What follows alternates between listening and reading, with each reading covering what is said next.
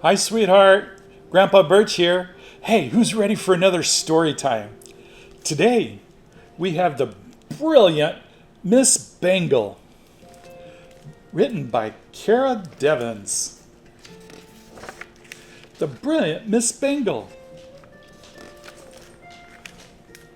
For the students of the Tenderloin Community School. Oh my. It was the very first day of school at Bedford Elementary, and the students were so excited to be back. They jumped rope on the playground, unpacked their pencil cases, and greeted their friends. Oh my!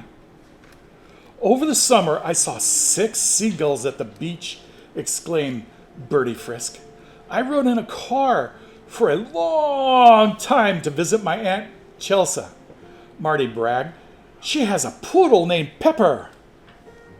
And I ate hot dog sauce. By accident, admitted Putman McFarlane. I didn't like it. Summer sure was fun, but everyone agreed it was good to get back to school. Oh my, it was good to get back. Just as the students settled in, however, they were told some alarming news. The school librarian, Mrs. Stack, has moved away over the summer. That can't be, yelped Bertie. She was my favorite, moaned Marty. Now, said Principal Lyle, we have a new librarian named Mrs. Bangle. And I think you're all gonna like her. Not me, muttered Putman McFarlane. Clearly you mean not I, corrected Principal Lyle. Putman rolled his eyes. Clearly Principal Lyle did not understand. Oh my.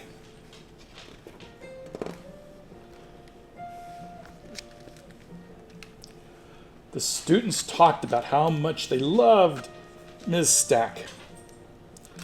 She was so nice. She smelled like cinnamon and was always smiling. And last year, she led the students on making bookmarks. Bertie still had hers.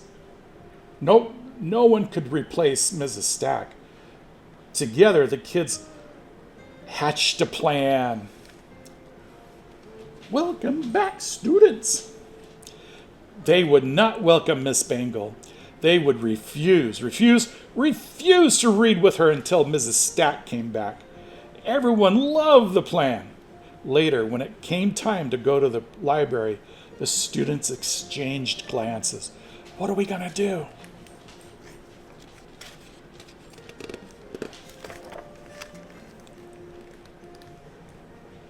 Then they filed into the library and took their seats. Where was Miss Bangle? They wondered. Maybe she heard about their plan and simply gone home. That would be lucky.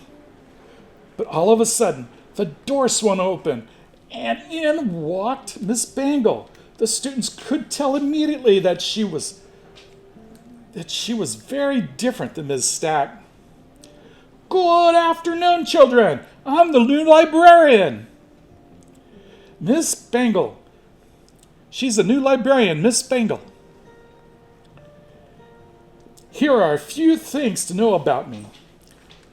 My middle name is Matilda. I've been to Spain 3 times. I love peaches. Is there anything you'd like to tell me about you? Bertie wanted to tell Miss Bangle that she loved peaches too, but she didn't. Instead, she looked down at her shoes. Okay, well, I guess I'll just have to learn as we go. If there's one thing I always say, it's never too late to learn. And you should never have to have soup before noon. Oops. That's 2 things. Never have soup before noon. Oh my. The students had never heard that fact about soup. They really wanted to smile, but they knew better. So, which story should we read today? Asked Miss Bangle. Nobody answered.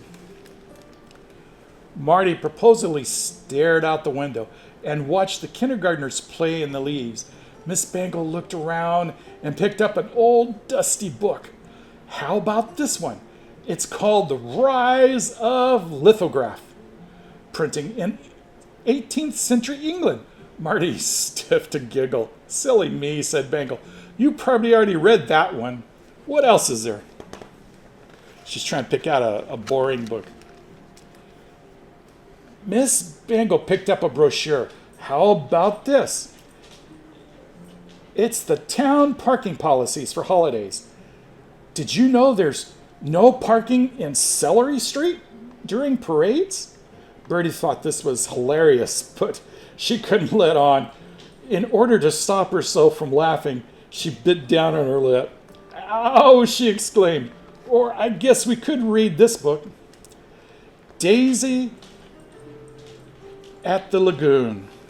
Miss Bangle held up a book that looked tiny, or it looked truly terrific.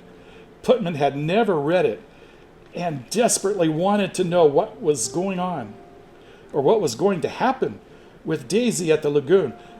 But he knew they couldn't read it. Oh no! Daisy at the lagoon. Oh my, Daisy's having fun at the lagoon. She's about to sink. We don't want to read with you, blurted Putman. You're not Mrs. Stack. We love Mrs. Stack, and we want her back. Mrs. Bangle took a deep breath. Oh, I see. She thought for a moment. The students wondered what she would say next. I wish I could change your mind, she said, but I know I cannot. No, you can't, agreed Bertie.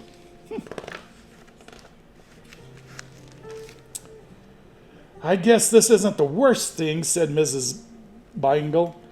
I have some odds and ends to take care of, a few emails to answer, and a pair of pants to hem.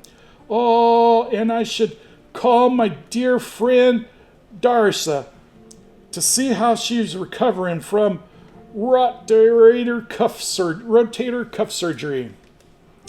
What's rotator cuff? Wondered Marty. All righty, said Miss Bangle, standing up. I'm gonna leave you kids over here, but I need to assign you a few library tasks. Since you've given me the afternoon off. Of course, said Putman, wondering what they would be.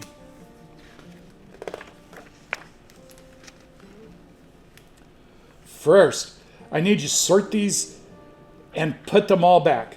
Mrs. Bangle pointed to a large pile of books. Marty gulped. Next, I need you to take these empty boxes down to the basement. Our new books arrived in them, but now they're just cluttering up the place. If there's one thing I can't stand, it's clutter and burnt popcorn. Oops, that's two things. Putman didn't like burnt popcorn either, but he wasn't about to say so. And lastly, Principal Lyle needs your help later to review lesson plans for the 4th and 5th grades. You don't need to finalize them, but you should get close. Bertie had no idea how to make a lesson plan, but she knew how to make toast and say hello in sign language, but neither of those things seemed particularly helpful right now. Gracias, said Mrs. Bangle. That's how they say thank you in Spain. She skipped to her desk and picked up a phone, presumably to call Darsa. Oh, there's a bunch of books. There's some to put away. Objectives, standards, and framework. Oh my, what do we do? We're just in kindergarten. I don't want to go down to the basement, but I don't know how to make lesson plan, announced Bertie. Okay, I'll make the lesson plan, said Marty, but I'm not going to go to the basement. Well, why should I go to the basement? Putnam demanded to know. I've heard it's dark and smells like lima beans. The students were exaggerated. They looked over at Miss Bangle, who they had to admit looked pretty happy. All right, said Putman. How about we all go to the basement together after we put the books away and do the lesson plans? Oh my, I think she's gonna help. Staff only, down to the basement. And they're tidying up and putting the books away.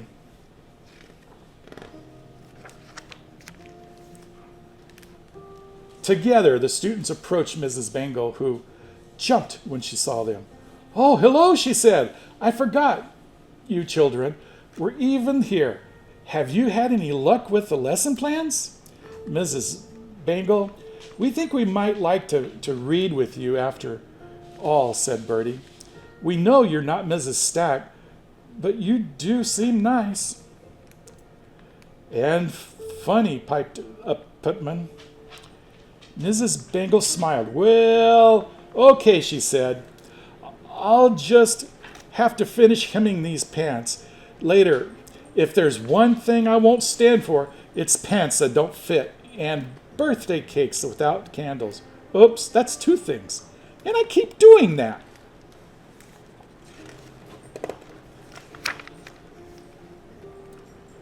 The students roared with laughter. They all took their seats in the reading circle and listened intently as Miss Bangle read Daisy at the Lagoon.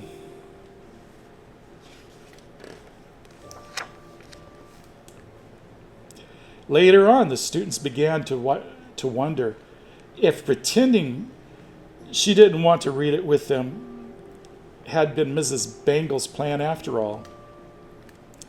If so, they had to admit that her plan was brilliant.